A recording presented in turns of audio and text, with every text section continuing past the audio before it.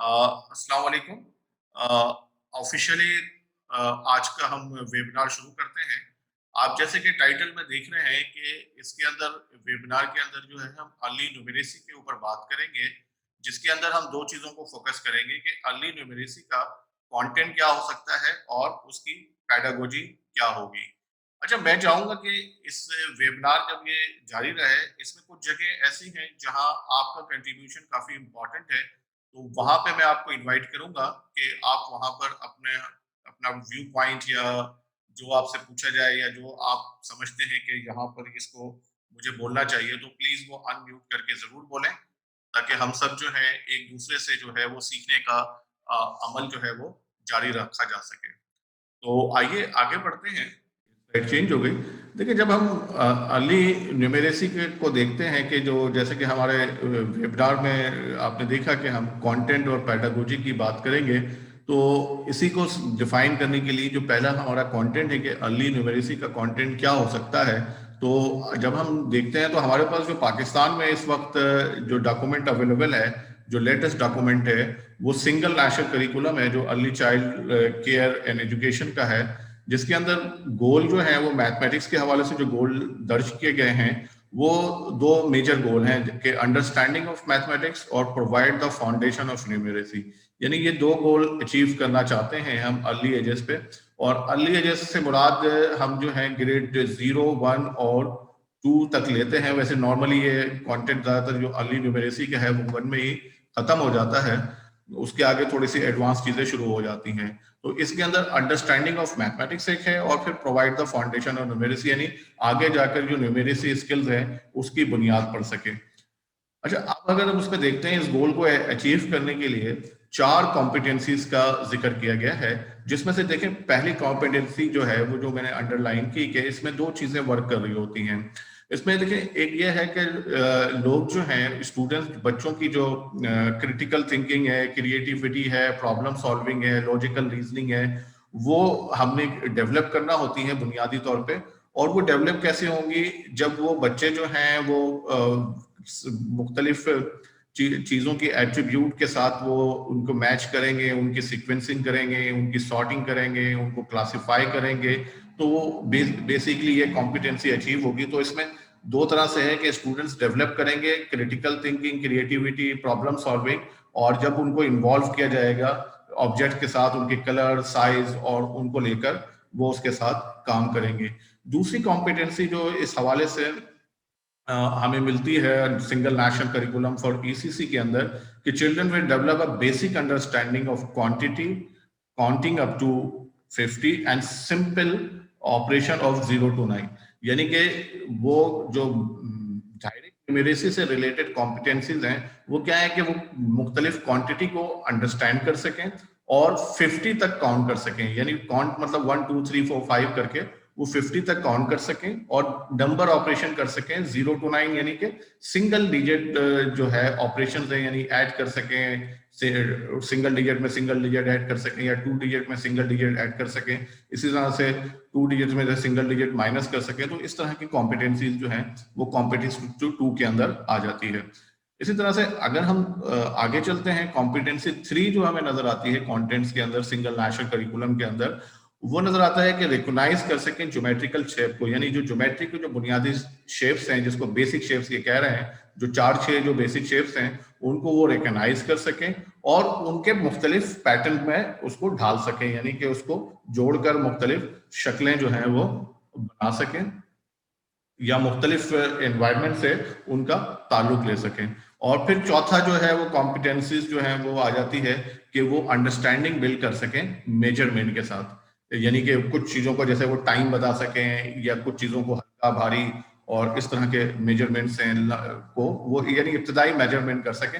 वरना वैसे बेसिकली जो अर्ली ग्रेड्स के अंदर जो मेजरमेंट है वो ज्यादातर टेलिंग टाइम तक ही रह पाता है, फिर वो आगे जाके प्राइमरी करिकुलम में। तो इस तरह से हमें जो ये कंटेंट डिसाइड करने के लिए कि अर्ली ग्रेड्स के अंदर क्या कंटेंट हो सकता है, तो वो हमें ये 4 कॉम्पिटेंसीज मेजर मिलती हैं, जिनको हम कवर करेंगे तो हमारा कंटेंट जो है वो तैयार हो जाएगा। यानी कि क्या चीजें हैं जो बच्चों को आनी चाहिए और ये क्या कॉम्पिटेंसीज हैं जिसको वो डेमोस्ट्रेट करें। अगर देखें इस चारों कॉम्पिटेंसीज को, तो हमें अर्ली ग्रेड्स के अंदर ये कंटेंट मिलता है, यानी हमें ऑरल काउंटिंग आनी चाहिए, 1-to-1 क्रॉस पेंडिंग्स आनी चाहिए, नंबर आइडेंटिफिकेशन बच्चों को आना चाहिए, क्वांटिटी डिस्क्रिमिनेट कर सकें, वो मिसिंग नंबर्स वो आइडेंटिफाई कर सकें, ऐड और सब्ट्रैक्ट कर सकें, और ऐड एंड सब्ट्रैक्ट से रिलेटेड कुछ वर्ड प्रॉब्लम सॉल्व कर सकें, शेप को रिकॉग्नाइज कर सकें, पैटर्न्स मालूम कर सकें, टाइम, लेंथ और वेट का कॉन्सेप्ट उनके अंदर बिल्ड हो जाए।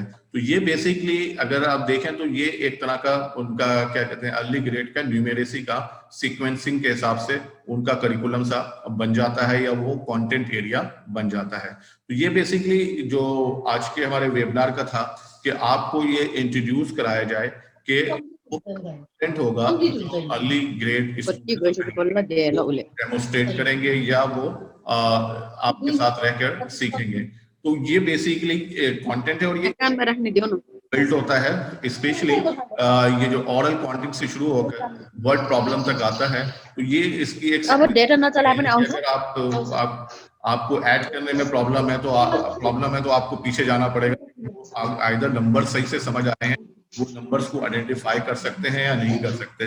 तो अब अगले सेक्शन में हम करेंगे ये कि हम इनमें से एक एक कंटेंट को थोड़ा सा हम डिफाइन करेंगे समझने के लिए अपने, और साथ साथ जो है हम जो है उनकी कुछ एक्टिविटीज देख सकेंगे कि अगर हमने इस कंटेंट के ऊपर काम करना है तो वो क्या लीडिंग एक्टिविटीज हो सकती हैं। तो आइए हम आगे बढ़ते हैं।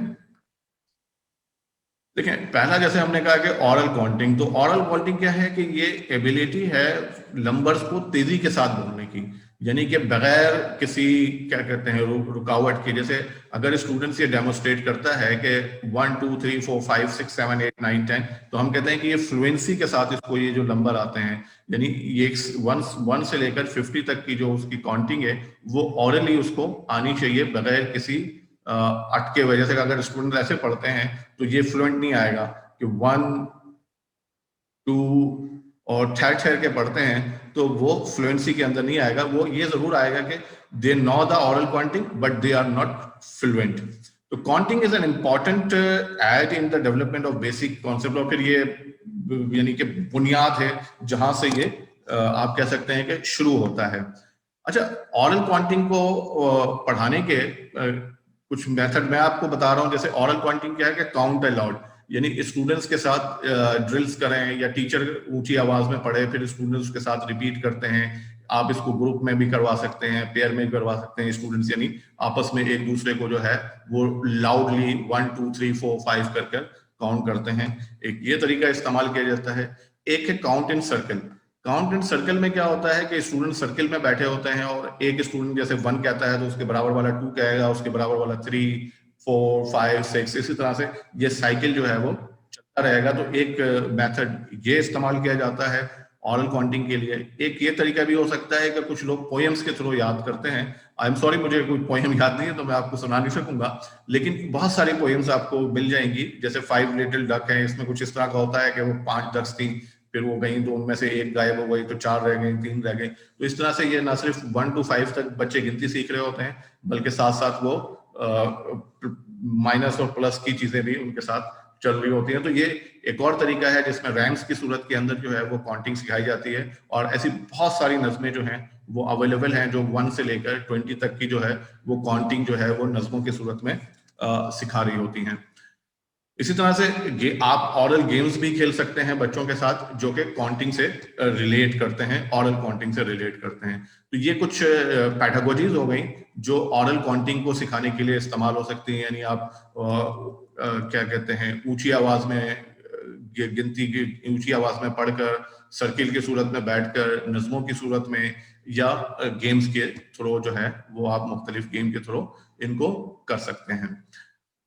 हम फिर एक और स्टेप आगे बढ़ते हैं। अब इसमें जो पहली जब आपने ये सीख लिया 1 2 3 4 5 6 7 8 9 10, तो फिर आता है उसके साथ 1 to 1 क्रॉसपॉन्डेंस उसकी आती है कि वो जो आपकी काउंटिंग है यानी 1 2 उसको एक किस आइटम उसको रिकॉग्नाइज कर सकें, आप उसको यूज कर सकें चीजों को गिनने के अमल में। तो उसको बेसिकली आप कहते हैं कि आप 1 to 1 काउंटिंग, यानी आप काउंट करके बता सकें कि 10 आइटम्स हैं तो उसको हर जब भी आप बच्चा काउंट करे तो वो 10 ही है।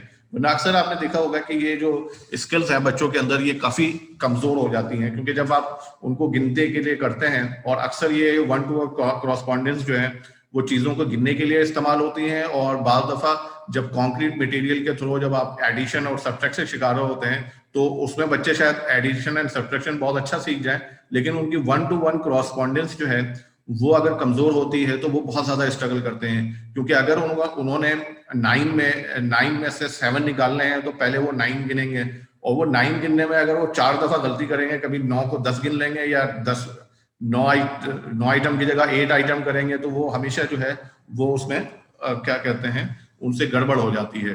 तो ये बहुत इंपॉर्टेंट स्किल्स है जिसके अंदर वन टू वन क्रॉसपेंडेंस आ जाता है, जिसमें चीजों को रिकॉग्नाइज करना, आइटम्स को, और उनको टैग देना। जैसे इसके लिए कुछ पेडागोजीज हम दिखाएंगे आपको। जैसे इसमें है कि आप कंक्रीट मटेरियल इस्तेमाल करें जिसमें स्मॉल ऑब्जेक्ट्स हैं, और वो एक एक करके गिन रहा हो, 1 2 3 4 5 6 7 8 कर करके, भाई ये 8 हो गई।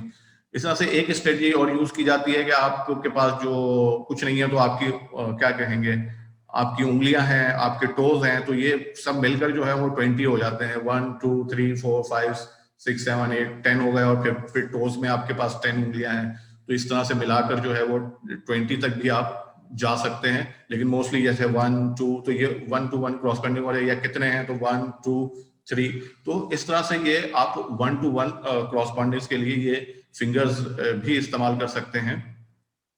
तो इस तरह से और भी आप अगर कुछ तरीका सजेस्ट करना चाहें इस जगह पर, तो आप अपना माइक अनम्यूट करके कंट्रीब्यूट कर सकते हैं। कोई पेडागोजी अगर आपके जहन में आती है, या आप इस्तेमाल करते हैं, या आपने किसी को इस्तेमाल करते हुए देखा है, तो आप भी इसमें पार्टिसिपेट कर सकते हैं।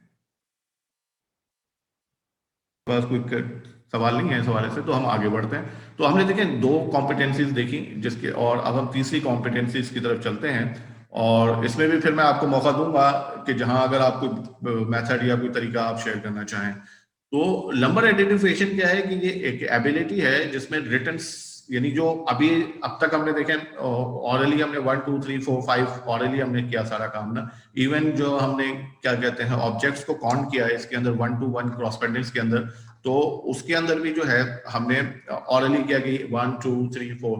अब हम आते हैं कि इनको सिंबल्स देने की तरफ ना, कि हम इनको अब जो है रिटर्न या रीड के फॉर्म में आ जाएंगे नंबर्स को। तो ये वो एबिलिटी है कि किसी नंबर को या किसी देखकर बताना है कि ये नंबर जो है वो कितना है, जिसको ये कह रहा है ना कि hourly identify printed number sample data randomly selected. क्योंकि अगर आप इसको इनकी एबिलिटी या कॉन्सेप्ट को देखना चाहें तो अक्सर बच्चे क्या करते हैं 1 2 3 को कर लेते हैं, लेकिन अगर उनको अलग से दिया जाता है तो वो फंस जाते हैं। तो इसमें दोनों तरह की एबिलिटी है कि आप उनको देख कर पढ़ भी सकें, और अगर बीच में से कहीं से कोई भी नंबर आपके बच्चों की नजर के सामने आ रहा है उभर कर, तो वो बता सकें कि जनाब ये 1 है या 5 है या 6 है या 7 है। और अगर इस 7 से क्रॉसपॉन्डेंस अगर आइटम उनको पेश करना हो तो वो 7 आइटम्स भी प्रेजेंट कर सकें। तो इस स्किल्स को हम कहते हैं कि बच्चे जो हैं वो नंबर आइडेंटिफिकेशन के काबिल हो गए हैं। इसके लिए देखें जो मेथड इस्तेमाल किए जाते हैं वो अक्सर नंबर चार्ट के तौर पे आप इस्तेमाल कर सकते हैं। यानी अक्सर आपने क्लासरूम में नंबर्स के चार्ट लगे होते हैं, जिसमें ये जो राइट साइड वाला चार्ट है मेरे, जिसके अंदर 20 तक मुख्तलिफ ऑब्जेक्ट्स के सूरत में बयान किए गए हैं, वो इस्तेमाल कर सकते हैं। इसी तरह से आप 1 से लेकर 100 तक के नंबर चार्ट्स हैं, और रैंडमली आप बीच में से कहीं से भी कुछ भी पूछ सकते हैं या उनको बता सकते हैं। एक ये स्ट्रेटजी इस्तेमाल की जा सकती है। फिर उसके बाद आप नंबर्स के जो गेम पजल्स हैं वो आप इस्तेमाल कर सकते हैं। सॉरी, ये एनिमेशन कुछ हो गई है। तो ये जैसे यहां तक आपने देखा था, जैसे ये आपका ये 11, जैसे ये नंबर पजल्स की बात कर रहे थे हम, ये पजल्स के फॉर्म में है कि ये देखें इसके अंदर अगर आप देखें तो इसके अंदर ये 11 जो है वो नंबर आइडेंटिफिकेशन वाली स्किल्स है। यहाँ पर आपने पिछली स्किल देखी थी जिसके अंदर 1 टू 1 क्रॉसपॉन्ड्स करके यानी 1 2 3 करके गिन सकते हैं। इस तरह से ये रीडेबल, तो ये तीनों स्किल्स यहाँ पे फोकस हो जाती हैं। इसी तरह से ये एक रोल एंड डॉट्स वाला गेम है। इसके अंदर क्या होता है कि बोर्ड के अंदर जो है वो मुख्तलिफ नंबर्स जो हैं वो डले होते हैं, आपने डाइस करना होता है, और जो नंबर आपका आता है वो आपका घर बन जाता है। उस पर आप काउंटर रख देते हैं या कलर पेंसिल से कलर कर देते हैं। तो इस तरह से मुख्तलिफ गेम्स के थ्रू जो है वो नंबर आइडेंटिफिकेशन की जो है वो आप प्रैक्टिस करवा सकते हैं स्टूडेंट्स के साथ, और उनके साथ ये नंबर्स जो हैं, नंबर्स के गेम जो हैं वो आप खेल सकते हैं, ताकि उनकी जो ये स्किल्स हैं वो मजीद जो है वो बेहतर हो सके। तो ये 3-4 एक्टिविटीज मैंने सजेस्ट की। आपके ख्याल में आपको आप कोई और अगर एक्टिविटी यूज करते हैं या आपने किसी को यूज करते हुए देखा है तो वो आप जरूर शेयर कर सकते हैं। तो आपके पास टाइम है, आप चाहें तो अपना माइक अनम्यूट करके पार्टिसिपेट कर सकते हैं।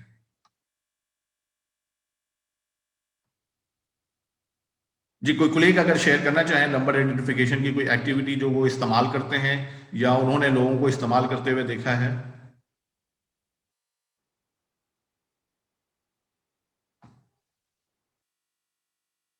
ओके, नहीं है तो फिर हम आगे बढ़ते हैं।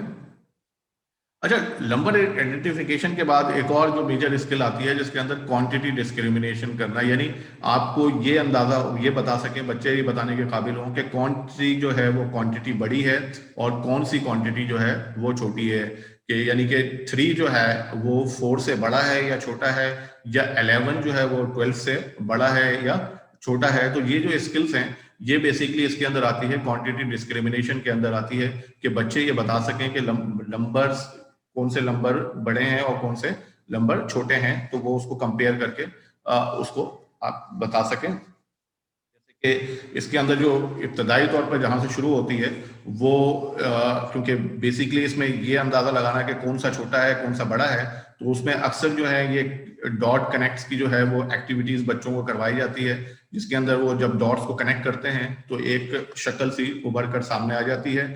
इसी तरह से ये जो है वो डॉट्स की सूरत में नंबर डले हुए हैं, तो उनको असेंडिंग ऑर्डर में रखना है, यानी पहले छोटा, उसके बाद उससे बड़ा, उसके बाद उससे बड़ा और उसके बाद उससे बड़ा। तो इस तरह की सरगर्मियां करने से एक उनके जहन में जो है ये कॉन्सेप्ट बिल्ड होना शुरू हो जाता है कि 1 जो है वो छोटा है, उसके बाद 2 आता है तो वो उससे बड़ा है, 3 उससे बड़ा है और सो ऑन। इसी तरह से देखिए ये आ जाता है कि विच कार्ड है मोर डॉट, के कौन से कार्ड्स में ज्यादा डॉट है।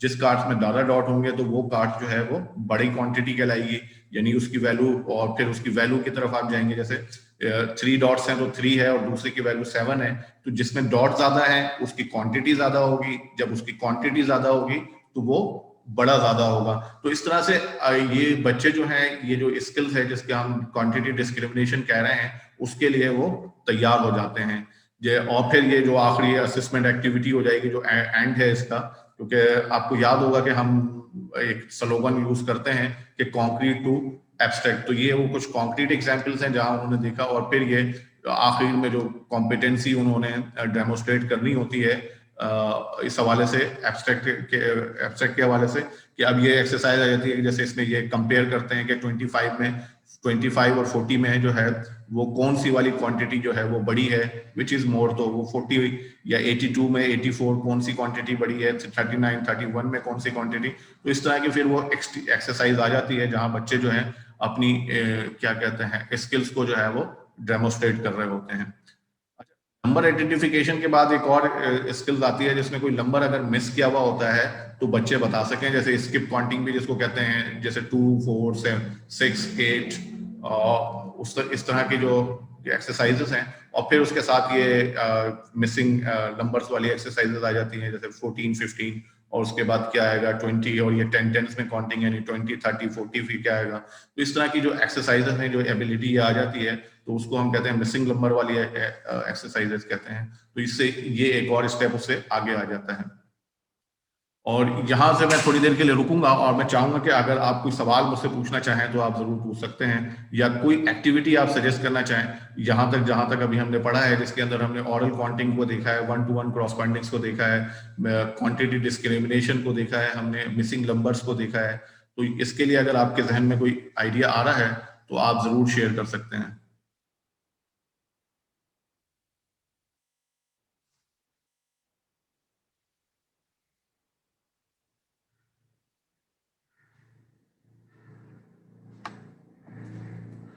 जी, आप अपने माइक अनम्यूट करके जरूर शेयर कर सकते हैं अगर आपको शेयर करना चाह रहे हैं।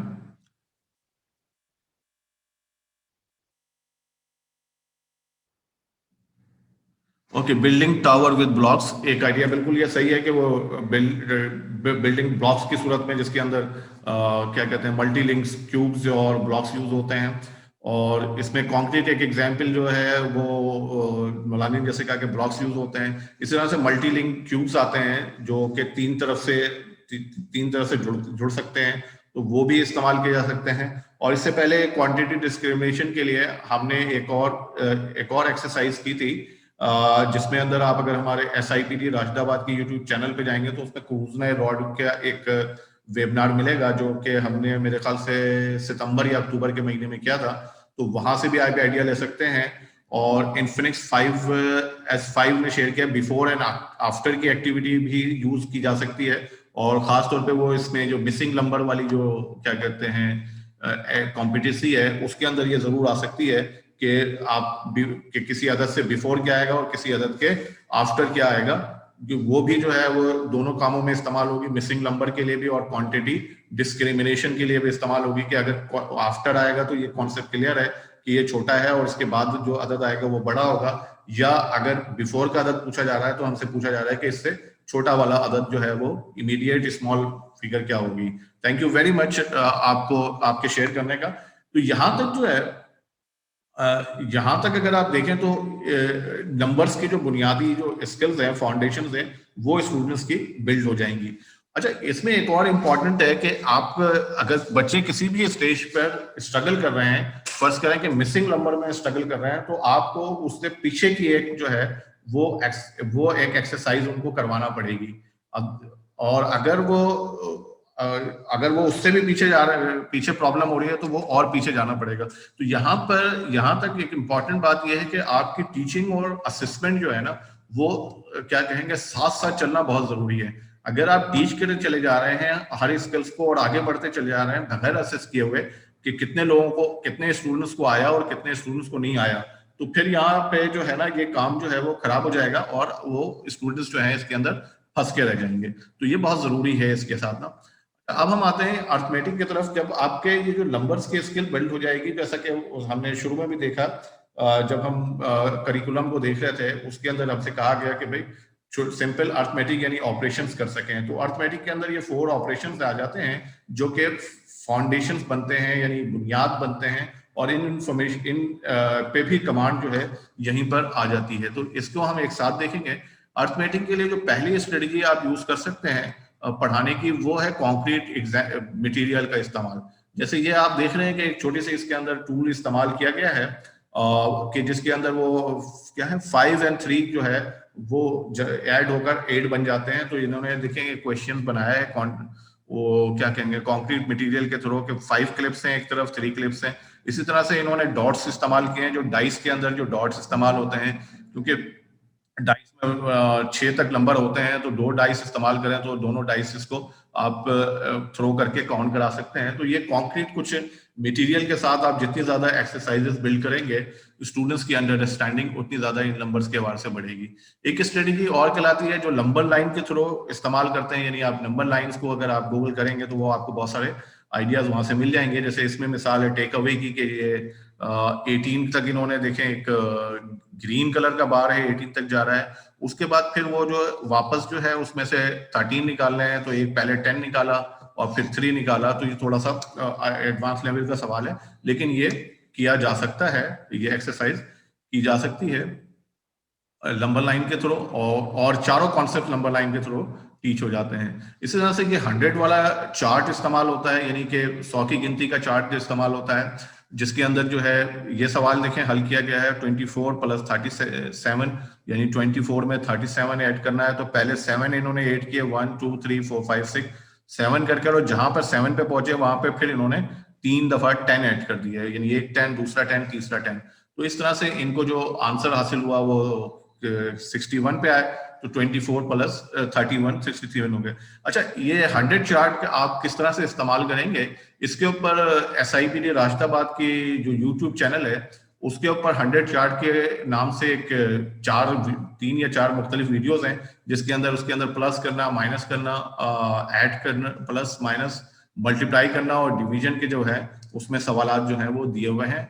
इसी तरह से आप बेस 10 ब्लॉक्स का इस्तेमाल कर सकते हैं कि किस तरह से इसको कर सकते हैं। यहाँ पे एक मल्टीप्लाई की एग्जांपल दी हुई है तस्वीर के अंदर, और इसका भी हमने यूट्यूब वीडियो SIPD राशिदाबाद के पेज पर हमने डाला हुआ है, तो इसको मजीद अगर आपने देखना हो तो आप SIBT राशिदाबाद में बेस 10 ब्लॉक्स के वीडियो देख लीजिएगा, तो वो भी यहाँ पे आपको इसकी डिटेल मिल जाएगी।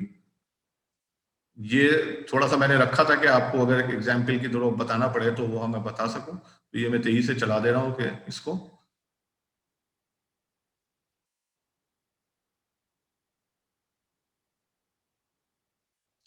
और इसी तरह से अब आ जाते हैं हम शेप रिकॉग्नाइजेशन की तरफ, जो हमारा कंटेंट है जिसके अंदर मुख्तलिफ जो बेसिक बुनियादी ज्योमेट्रिकल शेप्स हैं स्टूडेंट्स उनको रिकॉग्नाइज कर सकें, तो उसके लिए अर्ली ग्रेड पे मुख्तलिफ तरह के जो हैं वो पजल्स इस्तेमाल किए जाते हैं, जिनको जोड़ने से जो है वो आपके जो टारगेट शेप है वो आपको हासिल हो जाते हैं। इसी तरह से ये पैटर्न ब्लॉक्स जो हैं वो आपको मार्केट में मिलते हैं, या आप उनको अपने क्या कहते हैं स्कूल्स में गत्तों की मदद से भी बना सकते हैं। तो उन पैटर्न ब्लॉक्स को जोड़कर मुख्तलिफ तरह की शक्लें बनाकर बच्चे जो हैं वो कर लेते हैं। फिर इस तरह से वो जो हमने कहा था कि पैटर्न्स का, कि ये मुख्तलिफ पैटर्न्स की एक्सरसाइजेस हैं जो बच्चों के साथ प्रैक्टिस करा सकते हैं। जैसे इसमें है डायमंड है, हार्ट है, सर्किल है, फिर डायमंड है, फिर हार्ट है, फिर क्या आएगा, यकीनन सर्किल आएगा। तो इस तरह से वो एक सीक्वेंसिंग और पैटर्न्स जो है स्टूडेंट्स जो है वो बना सकते हैं, जिससे उनकी क्रिटिकल थिंकिंग और वो सारी क्रिएटिविटी बिल्ड हो सकती है। इस तरह से एक और एग्जाम्पल है यहाँ मुख्तलिफ पैटर्न्स की। और फिर उसके बाद मेजरमेंट के हवाले से, ये टाइम के हवाले से मुख्तलिफ एक्टिविटी आप बना सकते हैं। आप घड़ियां बना सकते हैं, बच्चों को प्रोजेक्ट दे सकते हैं जिसमें वो घड़ी बनाकर जो है वो मुख्तलिफ तरीकों के। तो यहाँ तक जो है वो मैंने कहना था, तो मैं कह चुका हूँ। अब अगर आपके पास कोई सवाल है, कोई क्वेश्चन है, कोई सजेशन है, तो आप इसके हवाले से बात कर सकते हैं। अभी हमारे पास 5 मिनट हैं, और यही यही कुछ मेरे पास कहने के लिए था। और मैं इस 5 मिनट के दौरान जो है आपके साथ एक लिंक शेयर कर रहा हूँ, जो कि इस वेबिनार के लिए एवेल्युएशन फॉर्म का पर्पस भी सर्व करता है, और साथ साथ आपको ई सर्टिफिकेट भी जो है हम डिजिटली, क्योंकि कंप्यूटराइज तौर पे प्रिंट होता है, तो ये फॉर्म भरना बहुत जरूरी है। इस फॉर्म के भरने से जो है हम आपको वो सर्टिफिकेट जो है वो इशू करने के काबिल होते हैं। तो मैं चाहूंगा कि आप इसको भी भर लें। मैंने शेयर कर दिया आपसे। जी हाँ, स्टूडेंट्स जो हैं वो हैंड्स ऑन सरगर्मियों की मदद से ज़्यादा सीखते हैं। इसीलिए जो है हमने जो जितनी भी आपके साथ पेडागोजी शेयर करते हैं उसके अंदर मोस्टली जो है वो हम हैंड्स ऑन सरगर्मियों पे ज़्यादा जोर देते हैं। Yusuf, can you hear me? जी, आप साथ साथ जो है ये फॉर्म भरते जाएं, और मुझसे कोई क्वेश्चन पूछना है तो आप ज़रूर पूछ सकते हैं। अभी आ रही है। जी जी। मैं आपसे ये पूछना चाह रही हूँ, ये जो आपने एक वर्कशीट दिखाई है, where you have diamond, heart, a triangle, and then we have to fill in the blanks with the next जी figure. जी जी। What is the logic and science behind this? Okay, इसके अंदर बेसिकली मैं अभी 1 minute इसको दोबारा से ले आता हूँ। बेसिकली ये जो पैटर्न्स होते हैं ना, जो नंबर्स के अंदर, क्योंकि जो मैथ एजुकेशन के अंदर जो मोस्ट ऑफ द टाइम है वो पैटर्न्स है सारे ना। आप टेबल्स को ले लें या एडिशंस को ले लें, या आप क्या कहते हैं आम जिंदगी में जाएं, तो आपको एवरीवेयर इज अ पैटर्न ना। और खास तौर पे जो फॉर्मूलेज और जो हम क्या कहते हैं डिफरेंट रूल्स बनाते हैं, तो वो सारे बेस करते हैं उन पैटर्न्स के ऊपर। तो अर्ली ग्रेड्स के ऊपर जो दिमाग की जो ट्रेनिंग है, वो इन पैटर्न्स को जब वो हल करते हैं तो वो उस तरह से सोचना शुरू कर देते हैं, जिसको हम कहते हैं कि पैटर्न्स को सीख करना और आइडेंटिफाई करने के आदी हो जाते हैं। तो जब ये जो पैटर्न्स वाली एक्सरसाइज जो है आप शुरू से यानी बचपन से करना शुरू करेंगे, तो आपका दिमाग जो है ना क्रिटिकली उन पैटर्न्स को सीख करने के काबिल हो जाता है। तो जब आप बड़ी क्लासों में जाते हैं, जैसे ग्रेड 4 के अंदर एक पैटर्न बाय स्टूडेंट सीख करते हैं कि इवन नंबर में इवन नंबर जमा करें तो क्या होता है, इवन नंबर में ऑड नंबर जमा करें तो क्या होता है। तो वो जो रूल्स बनते हैं सारे, वो सारे उन पैटर्न्स के ऊपर बनते हैं जब आप पैटर्न को सीख करने के काबिल होते हैं। तो वो यहाँ से जो अर्ली एज से ही उसकी ट्रेनिंग शुरू हो जाती है। अच्छा, ये 1 मिनट में ये लिंक चला जाएगा तो thank you so much. You are welcome. ये 1 मिनट में ये लिंक चला जाएगा, तो अगर आपको दोबारा ज्वाइन करना हो तो आप जरूर ज्वाइन कर सकते हैं इस डिस्कशन को जारी रखने के लिए, कुछ एक्टिविटीज को शेयर करने के लिए।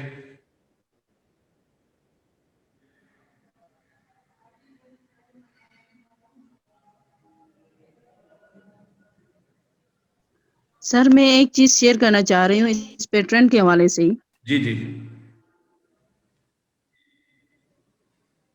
जी बोलिए जहां। पेट्रन की आपने यहाँ पे जो है स्लाइड में, मेरी आवाज आ रही है सर? जी जी जी आवाज आ रही है सर? जी जी पेट्रन्स की मैं एक डेली लाइफ एग्जांपल भी देना चाह रही हूँ, जैसे हम कपड़े पहनते हैं, जी जी ठीक है, अर्ली में बच्चों को समझाने के लिए हमारे उनमें भी ट्रेंड्स होते हैं, ठीक है। और दूसरा जो है, हम अपने किचन के अंदर बैठ के भी हम इनकी बहुत सारी पैटर्न्स की एग्जांपल्स दे सकते हैं। एक कप रखा, एक ग्लास, अर्ली ईयर्स में पैटर्न्स की बहुत सारी एग्जांपल्स या एक्टिविटीज बच्चों के सामने रख सकते हैं, जिससे बच्चों को जो है पैटर्न के हवाले से अंडरस्टैंडिंग हो मजीद, ठीक है। इसमें हम डेली लाइफ में जो फीमेल कपड़े पहनते हैं उसमें भी पैटर्न्स होते हैं। हम किचन के अंदर है तो हम एक कप एक ग्लास, एक कप एक ग्लास, सिंपल से हम कॉम्प्लेक्स की तरफ बच्चों को सिखा सकते हैं इन एजेस में, ठीक है।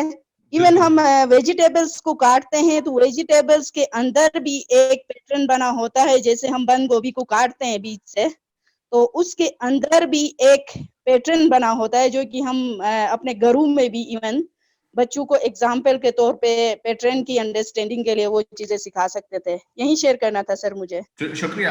अच्छा, इसमें जैसे इसने सिल्वर ने बहुत अच्छा याद दिलाया कि पैटर्न्स के लिए वो भिंडी भी और आलू भी बड़े इस्तेमाल होते हैं, यानी आलू को काट कर उसके ऊपर टीचर कुछ डिज़ाइन बना लेते हैं, और भिंडी के जो ऑटोमेटिक पैटर्न्स होते हैं उसको अगर आप एक भिंडी को 2-3 बच्चों को दे दें तो वो उसके बहुत सारे मुख्तलिफ पैटर्न उसको इंक में डुबो डुबो के भी बना लेते हैं। और कोई साथी शेयर करना चाहेगा खास तौर पे मेजरमेंट के हवाले से, क्योंकि मेजरमेंट के हवाले से मैंने कोई खास इस वेबिनार में शेयर नहीं किया है, तो अगर आपके पास कोई आइडिया हो तो आप इस फोरम के ऊपर जो है ना वो शेयर कर सकते हैं। सर मेजरमेंट के हवाले से भी मैं कुछ एक्टिविटीज शेयर करना चाह रही हूँ। जी बिल्कुल। मेजरमेंट की एक्टिविटीज हम बच्चों को क्लियर करने के लिए बच्चों को क्लासरूम के अंदर जो है उनके हैंड्स की मेजरमेंट करवा सकते हैं थ्रू थ्रेड, ठीक है। थ्रू थ्रेड से उनके हैंड्स की मेजरमेंट करवा सकते हैं, उनको हेड टू टॉय एक दूसरे का मेजरमेंट बच्चे कर सकते हैं, और उनके नाम पे उनका टेक लगाया जा सकता है क्लासरूम के अंदर कि कौन सा बच्चा जो है मेजरमेंट के हिसाब से सबसे ज्यादा हाइट इट है, और कौन सा नॉर्मल में आता है, कौन सा जो है उसमें आता है। ये तमाम चीजें मुख्तलिफ तरीके से हम एक बुक की भी हम मेजरमेंट करवा सकते हैं कि उसकी लंबाई कितनी है, चौड़ाई कितनी है। थ्रू थ्रेड हम मुख्तलिफ किस्म की या स्ट्रोस हम मुख्तलिफ किस्म की मेजरमेंट की एक्टिविटीज बच्चों के सामने करवा सकते हैं।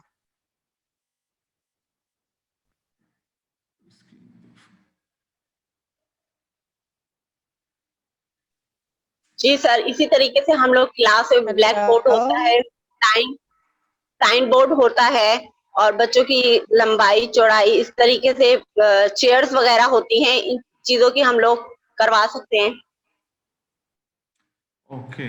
अच्छा, यहाँ पे चैट बॉक्स में एक सवाल पूछा गया है कि स्क्रीन पर फर्स्ट क्वेश्चन शो हो रहा है, उसे दोबारा एक्सप्लेन कर दें प्लीज। ओके। अच्छा, इसमें जी बिल्कुल आपने इसका जवाब भी दे दिया है। इसके अंदर नेक्स्ट 2 जो है वो क्या कहते हैं, शेप जो है ना वो ड्रॉ करना है, क्योंकि ये फुल स्क्रीन नहीं है। लेट मी फुल स्क्रीन कर दूं तो मैं आई थिंक आपको ज्यादा बेहतर तौर पे क्लियर हो जाएगा। तो इसमें बेसिकली वही पैटर्न्स है कि वो कभी ड्रॉ करके हैं, कभी सर्किल बनाकर होता है। तो इसके अंदर यही क्या कहते हैं, इस वर्कशीट के अंदर है कि भाई पहले क्या है, ये स्क्वायर है, ट्राइंगल है, स्क्वायर है, ट्राइंगल है, तो फिर अगला शेप क्या बनेगा, और इसमें एक से ज्यादा एक्सरसाइजेस दी हुई हैं। Thank you Maya Azimi for that ना।